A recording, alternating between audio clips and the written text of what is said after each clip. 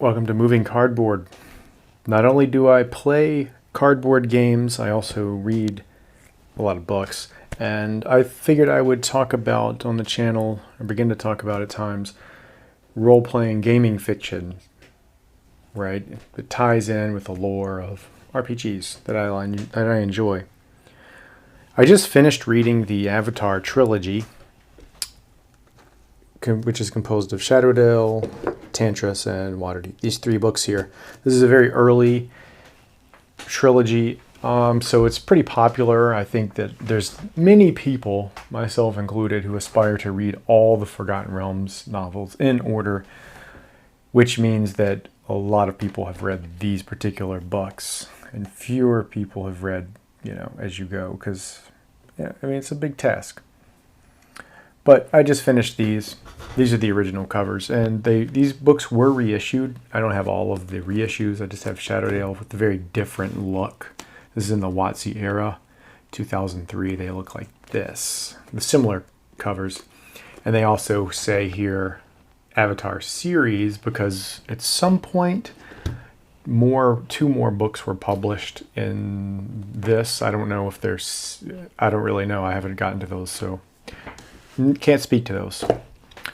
All right, so just sort of like some general stuff. Richard Allinson is a pseudonym. This was like an Avatar project. They also created 3 AD&D modules to correspond to the plots of the novels.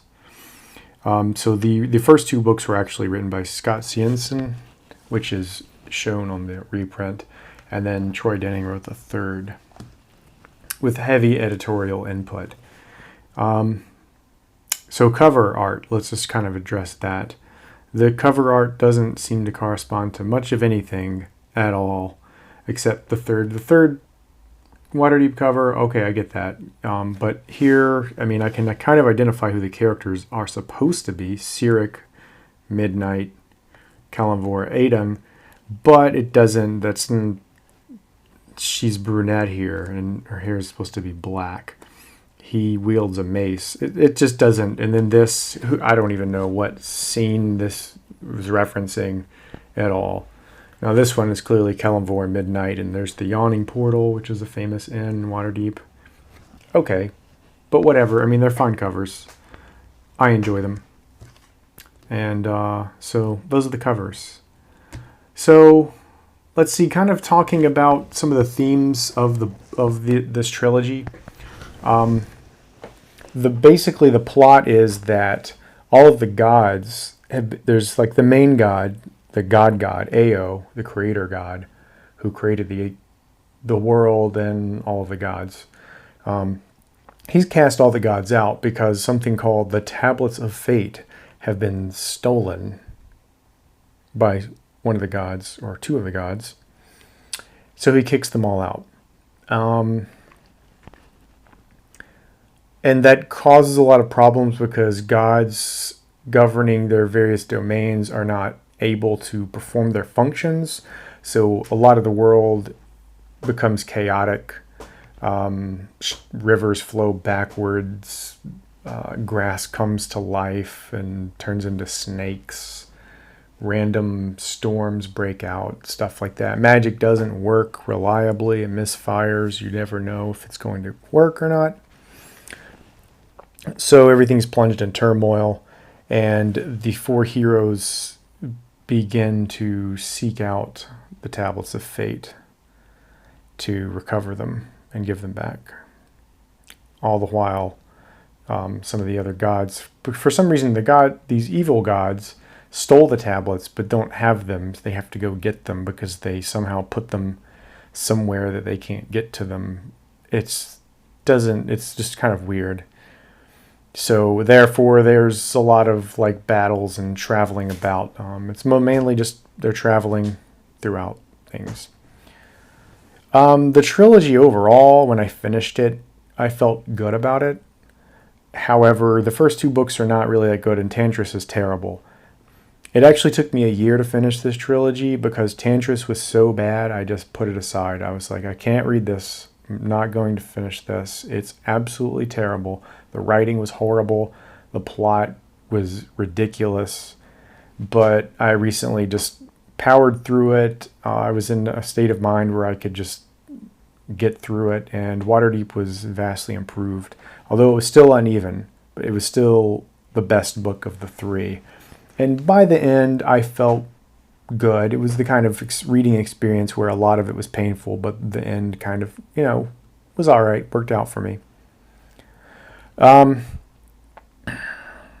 Let's see, what else do I want to talk about? So overall, throughout all three of these books, the text, there's a lot of telling rather than showing, or telling and showing.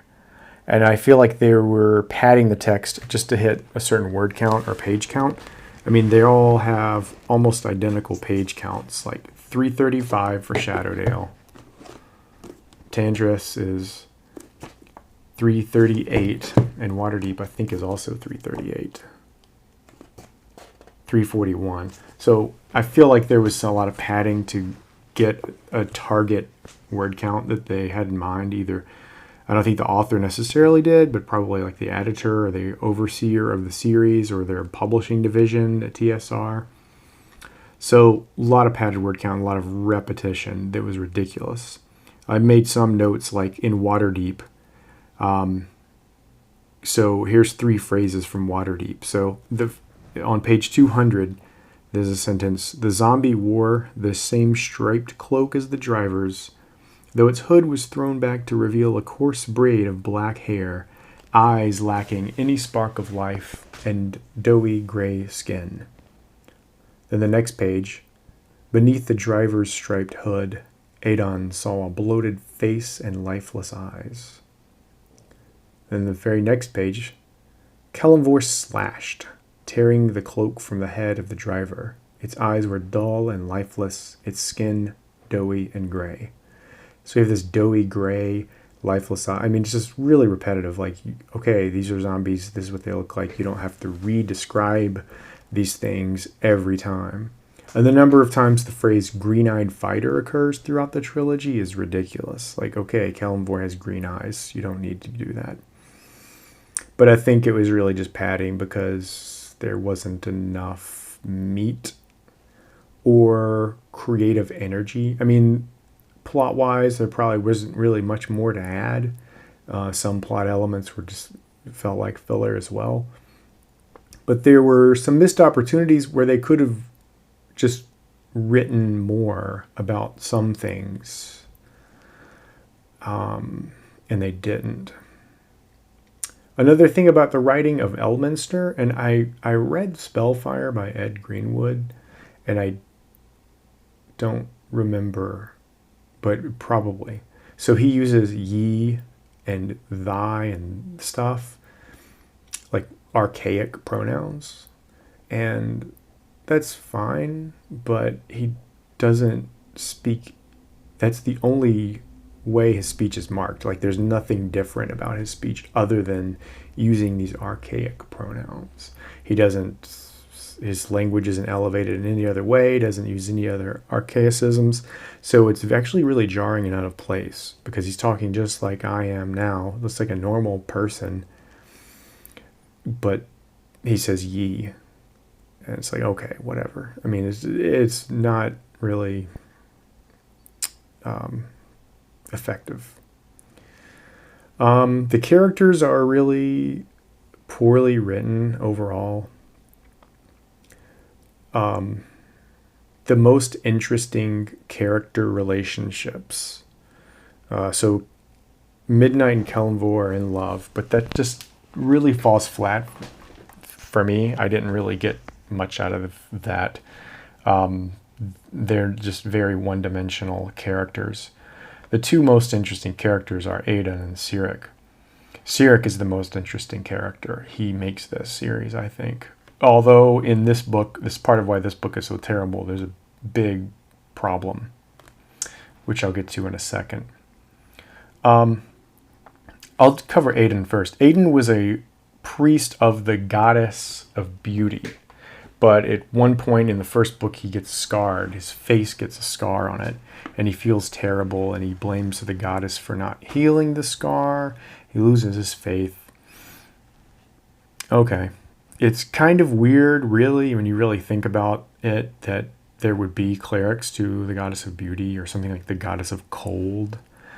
Like, there would be worshippers devoted to something so specific, like exclusively, like you're exclusively a cleric of cold. Like, what? It's kind of weird, but that's how they've decided to structure divinity in the Forgotten Realms. But that being said, like, he loses his faith, right? And so he can't turn undead and can't really perform clerical duties anymore. There's one scene in Waterdeep, which is, the most interesting novel of the three, where Aiden and Kelemvor are camping out, and then kind of randomly a female druid enters their camp and gets into a theological and philosophical conversation with Aiden. And that was the biggest missed opportunity for me in the novel. They kind of get into it. The author digs in a little bit, but then it just sort of is fade to black. Like, they discuss theology into the night, and Kelemvor goes to sleep. But they bring up a good point, like the druid does. They get into it a little bit, and Aiden says the gods are worthless. She didn't heal my wound, and she's the goddess of beauty, and I'm one of her clerics. And the druid says, but she's the goddess of beauty. She's only going to contemplate beauty. It's not proper for her to contemplate anything ugly. So, of course, that's why she wouldn't heal it or improve his beauty, because she would have to contemplate his ugliness. And that was really interesting, the hint of that just the debate and the thought process behind all that. But the book would have been elevated so much for me to a whole other level of literature if Troy Denning had actually written that out more and explored that and leaned into that. I understand he probably didn't have much time to write the book, and it was probably written in part by committee. But that there's a lot of, like, all the doughy gray skin and the repetition. If he was worried about word count, he could have cut out a lot of that and made a really good chapter with a theological debate, which is important, would have been important to do, I think, for a novel series about this, because it's about the nature of divinity and gods being cast out in their relationship with their followers. Those are like the themes of the novel. They're just not executed very well, but there are interesting themes here. That what is a god? What makes a god worthy of worship? On what basis do people decide to worship gods?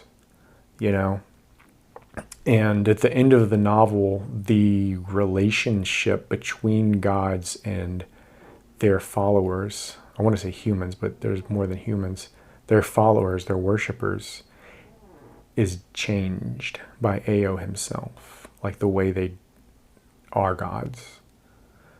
So, because Aiden has these points of, well, what's the point of worshiping gods? And the druid is saying, well, you're there for them. They're not there for you. That's the crux of the issue. And the druid is still faithful. We're here to serve the gods. And you see that. You see followers en masse by the hundreds and thousands sacrificing their lives so that the gods on earth can, like, absorb their souls and life energy and become more powerful. And they have these big slugfests. But the gods are very selfish and don't care about their followers at all. In part, that's because the gods that you actually see rendered and written in these are like gods of evil and death and strife and stuff like that. Miracle, the god of the dead. Baal, god of assassins. Bane, god of, strife or something like that. And then you see Mistra and Helm very briefly, and Torm. Torm's the god of, like, justice or something like that, but his followers have imposed this, like, strict draconian totalitarian system in the city of Tantras, and they're massacring anybody who worships any other god. So, I mean, Torm comes off terribly. He's supposed to be like, quote unquote, good. But that doesn't make any sense to me, why he would be considered good at all. He comes down to earth and just cloisters himself into his temple. He must never go outside. There's no way. If he walked the streets at all and talked to people, he would know what's going on, because it's written as though his like high priest is doing all this behind his back, and oh, Lord Torm must never know. He would disapprove because he doesn't understand. So the high priest doesn't even take his own God seriously. He thinks his own God is stupid. Like, we're doing this stuff, but he would, and it's for his good, it's in his interest, but he wouldn't understand. So, I mean, that doesn't make any sense. And it doesn't make any sense. The God just seems incompetent if he doesn't know. I mean, granted, he's embodied in an avatar. He's located in space and time. So he's not omniscient, but you'd think he'd be able to figure that out, what's going on in a city. But he doesn't. He just sits in his temple, and he's not doing anything to try to get back in Ao's graces or anything like that, or recover the tablets of fate. Like, what's he doing? So he comes off as terrible.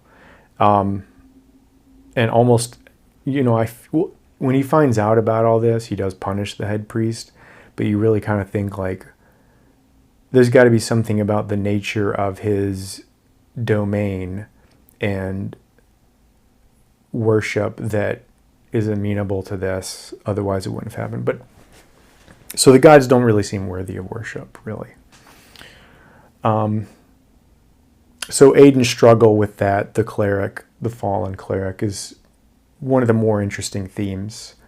And I can't say that the writers just ignore it, but they really could have been better, I think. Could have been better if they really leaned in on that. Sirak, as I said, I think he's the most interesting character. He's like, but Tantras gets terrible. So he's like, a bitter guy, wounded, has a rough past, and he's a thief. But he's still with them, and he's still friends with them in the first book. But then in the second book, he just out of nowhere becomes full on evil.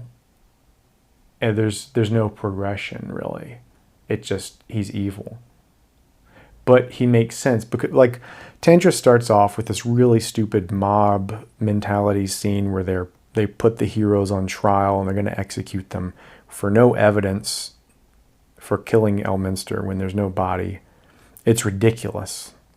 They even assign a defense attorney, basically, to Midnight and Aiden. He talks to them. But then at the trial, when he begins to plead his case, the overseer, the judge, says, you are forbidden from speaking to either of them because they have powerful magic and they obviously charmed you, so I'm throwing out everything you said. It doesn't make any sense. It's stupid. And Sirak is watching this, and he's thinking, this is stupid, and he's outlining how it's stupid. He's like the only guy with brains. So, whatever. So, but moving on to actually talking about Sirak, he's got the most brains, and he's got an interesting background. There's this really, I actually read this copy to keep the original pristine, but I earmarked this, and I really liked this. So they're talking about romance. He says, life is pain. I've come to accept that. You'll wake to the truth. No, there's so much joy, romance. And he says romance is a lie. And then he gives us this paragraph. When I was 24, I realized my life had no direction, no real meaning. I returned to Zentil Keep, and this time my efforts to find my roots met with some limited success. I was told that my mother had been young and madly in love with an officer in the Zintilar. When she became pregnant, he cast her out, claiming the child was not his. She fell in love with the poor and homeless who cared for her until I was born. Then my father returned and murdered her and sold me for a healthy profit. So that's a horrible background, but I think Sirak is like depressed. One like definition of depression, or one way to think about depression, is how it impacts memory. There's a relationship between depression and memory, and depressed people remember negative things and don't remember positive things. There might be a chicken and egg there. Like, is that because you're depressed, or is that what makes you depressed? But anyway, he says down here, I've heard other versions, but that's the one I believe to be true.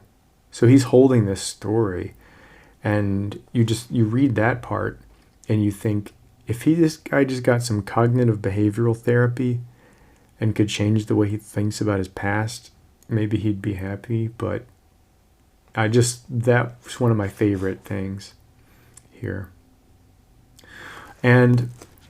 But then he becomes like evil out of nowhere in Tantras, and it's ridiculous. But then there's some redemption in the way his character's drawn. In Waterdeep, one of the most interesting relationships is between him and an intelligent magical sword he finds.